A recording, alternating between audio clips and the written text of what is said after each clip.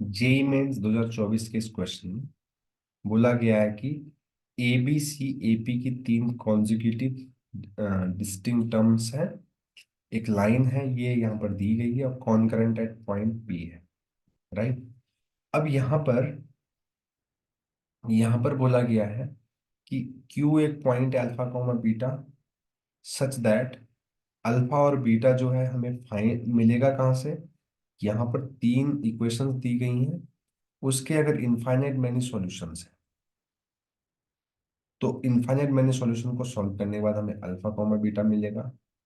तो फिर उसकी मदद से हमने पी क्यू स्क्वायर यानी कि पी क्यू की जो डिस्टेंस है उसका स्क्वायर निकालना है। अब पी कैसे मिलेगा? पी इस इंफॉर्मेशन से मिलेगा। ठीक है। तो जो जो चीजें दी गई हैं उनको हम कर लेते हैं नोट। पहली बात, ये सिस्टम ऑफ लीनियर इक्वेशन है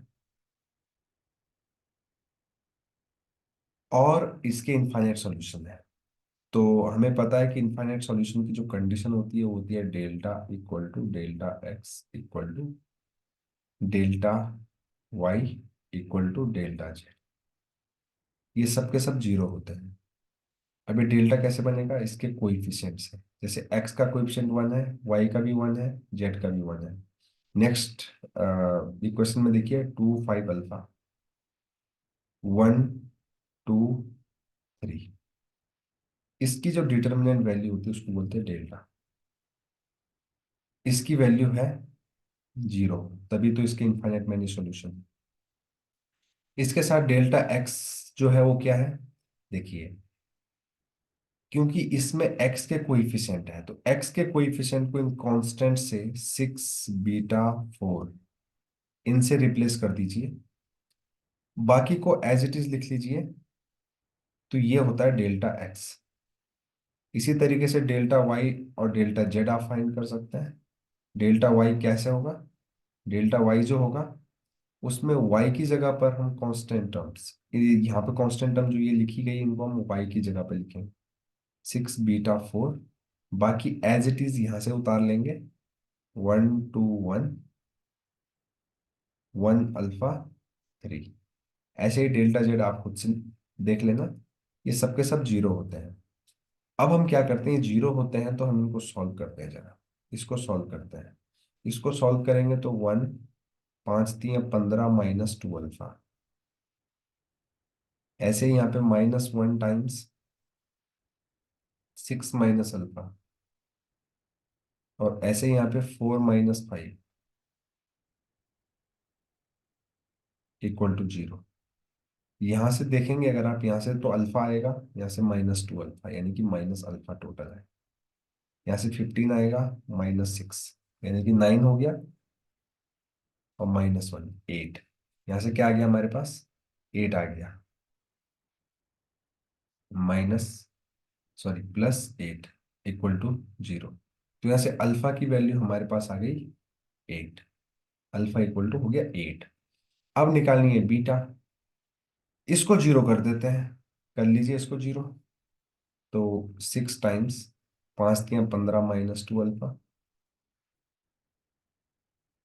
-1 टाइम्स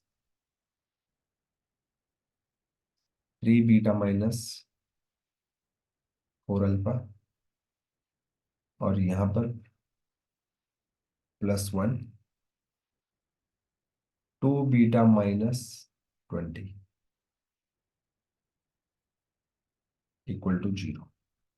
अब अल्फा की वैल्यू मुझे पता है कितनी है, 8 है, तो 8 यहाँ पे रखूंगा तो 15 -16 -1 हो जाएगा, तो ये हो जाएगा -6। यहाँ पे -6 आ जाएगा। यहाँ पे 8 × 32, नेगेटिव से इंटू करोगे तो +32, और यहाँ से -20 आ जाएगा। तो इसको अगर आप सॉल्व करोगे तो आएगा 6। अब यहाँ पर आप देखो -3 बीटा है और यहाँ पे 2 बीटा है, तो आ जाएगा हमारे पास -बीटा इक्वल टू जीरो। यहाँ से बीटा की वैल्यू आ गई 6।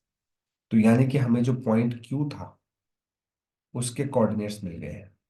तो मैं यहाँ पे लिख दे रहा हूँ, क्यू के कोऑर्डिनेट मिल गए हमको 8 6। अब बात है पी की। पी कैसे सॉल्व करेंगे? अब इसने बोला है कि ए बी, सी, तीन कॉन्जुगेटिव एपी की टर्म्स है। तो हमें एपी की कंडीशन पता है कि 2b = a+c होता है। ये बात हमें पता है। तो यहां से मैं इसको अगर अरेंज करके लिखूंगा तो ये कुछ हो जाएगा, a - 2b + c = 0। अब इस कंडीशन को कैसे यूज करना ध्यान से देखिएगा। जो लाइन का इक्वेशन है अगर आप देखेंगे तो है वो x, यहाँ पर देखिए ax + by + c, ax + by + c = 0।